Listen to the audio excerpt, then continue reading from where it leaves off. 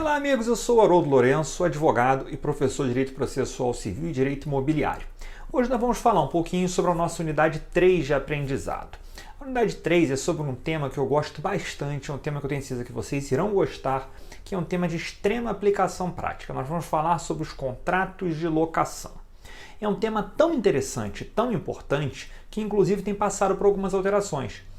A Lei de Locações é a Lei 8245 de 91, então ela é de 1991 e veja bem, em 1991 nunca se imaginou que ia ter, por exemplo, um modelo de locação como nós temos hoje, que é o Airbnb.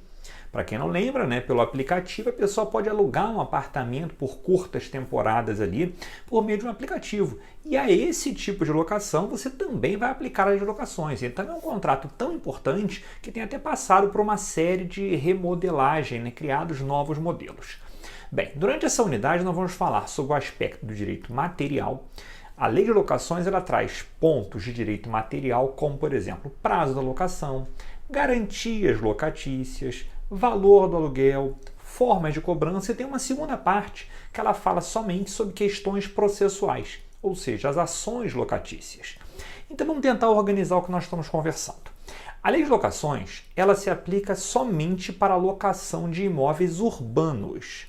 Veja bem, locação de imóveis urbanos. Não é que seja imóveis na cidade e imóveis no interior, não tem nada a ver com isso. É a destinação que você dá ao imóvel. Se você está ocupando o imóvel para fins de utilização doméstica, para sua moradia ou para locações não residenciais, uma locação empresarial, você está falando de uma locação urbana. Se a destinação for outra, automaticamente deixa de ser uma locação urbana e pode ser uma questão diferentemente dessa. Quando a gente fala em questões materiais, nós estamos nos referindo, por exemplo, a prazo do contrato. A lei de locações estabelece que o contrato pode ser por qualquer prazo, basta ter sido previamente ajustado pelas partes. Então, eu posso alugar por 30 meses, posso alugar por 36 meses, que é muito comum. Dentro desse prazo da locação, esse prazo que você ajustou, vamos trabalhar com a ideia de, por exemplo, 36 meses. Dentro desse prazo, o locador está proibido de retomar o imóvel do locatário sem motivo. Ou seja, é o que você chama que é proibida a denúncia vazia. Então veja bem, não é que o locatário não possa em nenhuma hipótese reaver o imóvel. Ele só pode reaver o imóvel dentro desse prazo se tiver fundados motivos. O exemplo clássico, falta de pagamento. Então, por exemplo, durante o prazo da vigência da locação, o locatário tem a garantia que ele não vai perder o imóvel. Basta ele cumprir com os seus deveres. Se você observar as locações, ela lista deveres do locatário, por exemplo, manter a coisa locada, manter adequadamente, não gerar avarias, pagar mensalmente o valor do aluguel. Se ele cumpre com seus encargos, automaticamente, durante o prazo da locação, o locador não poderá reaver a coisa locada. Outra parte muito interessante, nós falarmos sobre as garantias locatícias. Você tem diversas formas de garantia. Você tem, por exemplo, o depósito calção, você tem a fiança, você tem o seguro fiança. Falar sobre fiança é muito interessante, que todo mundo sabe que é uma obrigação acessória ao contrato principal e é muito arriscada. Então é muito comum na prática você falar que você não gosta de ser fiador de ninguém. Realmente é uma prática muito arriscada, mas quando você entra como fiador, você está entrando como um garantidor. Você está garantindo aquele contrato assinado pelo locatário. Caso ele não faça pagamento, você terá uma responsabilidade subsidiária, ou seja, eu respondo na falta de patrimônio do locatário, no não pagamento do locatário. A minha responsabilidade ela é subsidiária.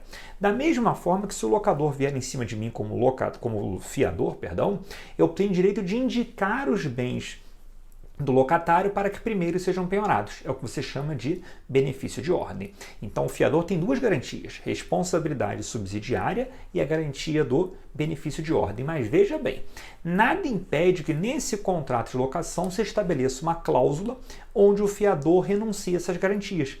Ao renunciar essas garantias, automaticamente ele se torna um devedor solidário juntamente com o locatário. Nesse caso, o locador já poderá cobrar diretamente tanto do locatário quanto do fiador, à sua escolha, ao seu critério, sem nenhum problema quanto a isso.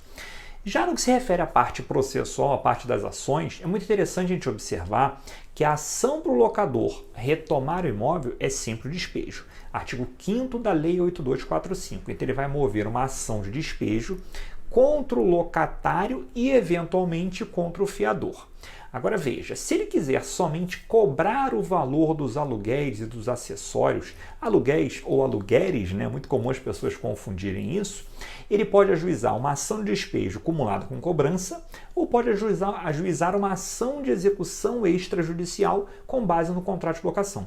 Ou seja, o contrato de locação assinado pelo locador, pelo locatário, tem eficácia de um título executivo extrajudicial, nos termos do artigo 784, inciso 8º do Código de Processo Civil. Então você veja, o locador tem duas opções. Ele pode ajuizar a ação de despejo cumulando com a cobrança ou ajuizar somente a ação de execução. Ele tem que escolher, tá? Qual o caminho que ele vai adotar, qual via que ele vai utilizar para isso.